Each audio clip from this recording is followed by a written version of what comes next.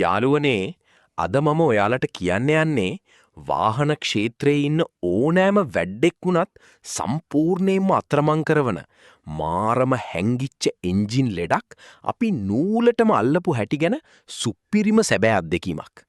මට මෑතකදී සෙට් වුණා අලුත් වාහනයක්. ඒ තමයි ජැක් S4 ටර්බෝ 1.5cc එන්ජිමක් තියෙන 2024 වාහනයක්.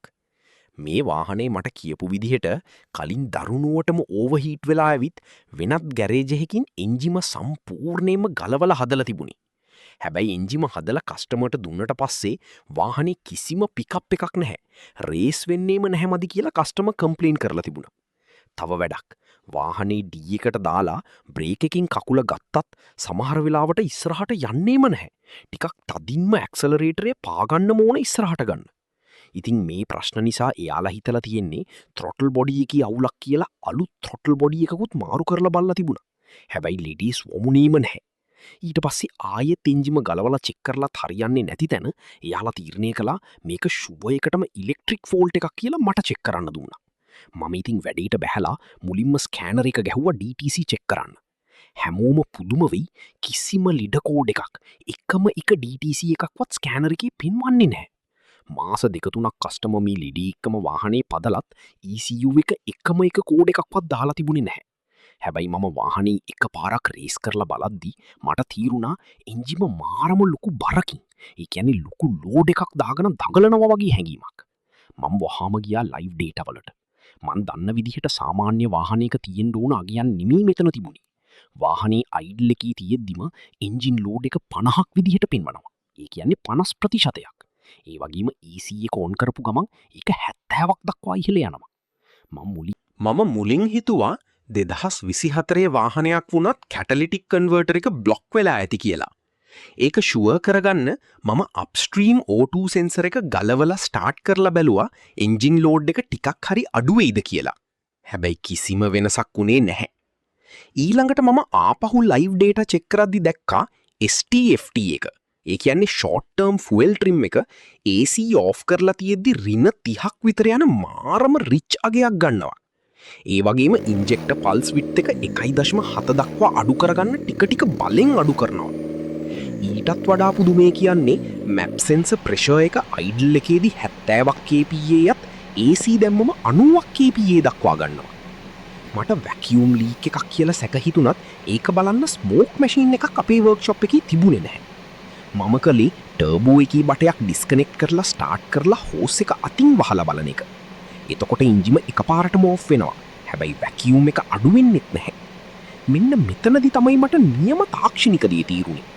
මේ මැප් අගේ මෙච්චර වැඩියෙන් තියෙන නිසා ECU එකේ වැරදි දත්ත වලින් කැල්කියුලේට් කරලා එන්ජිමේ ලෝඩ් එක මෙච්චර වැඩියෙන් පෙන්වන්නේ කියලා මම තීරුම් ගත්තා.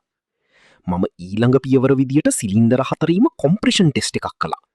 බලද්දි 4ීම තිබුණේ 100 PSI වගේ අඩු වගයක්. හැදුවට පස්සේ මාස 3ක් වගේ වුණු අලුත් එන්ජිමක් නිසා එන්ජිම ගිවිලා කියලා කියන්න බෑනේ. මට 100%ක්ම ෂුවර් වුණා මේක එන්ජින් ටයිමින් වල අවුලක් කියලා. මොකද ටයිමින් වල එක දතක් හරි පැනලා තිබුණොත් වැල්ව්ස් හරියට සීප් වෙන්නේ නැහැ. එතකොට කොම්ප්‍රෙෂන් එක සීප් වෙන්නේ නැතුව ලීක් වෙනවා. මම ඉතින් මේක එන්ජිම හදපු ප්‍රධාන මැකෑනික් බාසුන් හෙට කිව්වා. එයා ඉතින් අල්ලපු රටේ කෙනෙක්නේ. එයා මාත් එක්ක මාරම තර්කයක් කරා. එයා කියනවා ටයිමින් 100%ක්ම ෂුවර්. ටයිමින් අවුල් නම් වාහනේ ස්ටාර්ට් වෙන්න පරක්කු වෙන්න ඕනි, එන්ජිම සෙලවෙන්න ඕනි, අඩුම ගානේ ස්කෑනර් එකේ BTC එකක්වත් ඉන්න ඕනි.